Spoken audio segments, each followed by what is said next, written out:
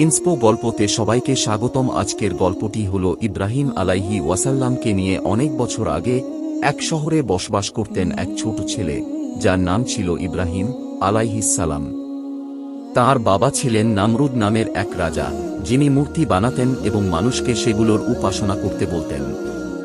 কিন্তু ছোট ইব্রাহিম আলাইহিস সালাম ছোটবেলাতেই বুঝে গিয়েছিলেন এই মূর্তিগুলো কিছুই করতে পারে না।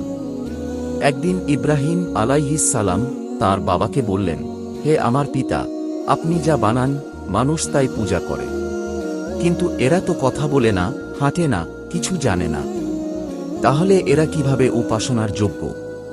তাঁর পিতা চুপ করে যান, কারণ ইব্রাহিম আলাইহিস সালাম ঠিক কথাই বলেছিলেন।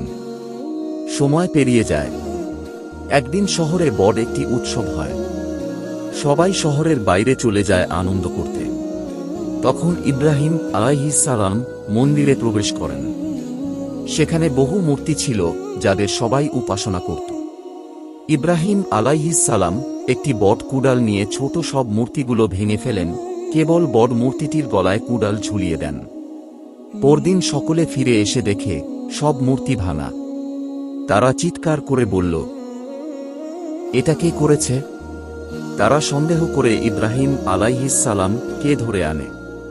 তারা জিজ্ঞেস করে, তুমি কি এটা করেছ হে ইব্রাহিম আলাইহিস সালাম? ইব্রাহিম আলাইহিস সালাম বলেন, বড় মূর্তিটা করেছে, তার হাতে তো কুড়াল, তাকেই জিজ্ঞেস করো। তারা লজ্জিত হয়ে যায়, কারণ তারা জানত মূর্তিগুলো কথা বলতে পারে না, কিছুই করতে পারে না। তবুও তারা রেগে গিয়ে বলে, তোমাকে আগুনে পুড়িয়ে ফেলব। তারা বিশাল আগুন তৈরি করে এবং ইব্রাহিম আলাইহিস সালাম কে তাতে নিক্ষেপ করে।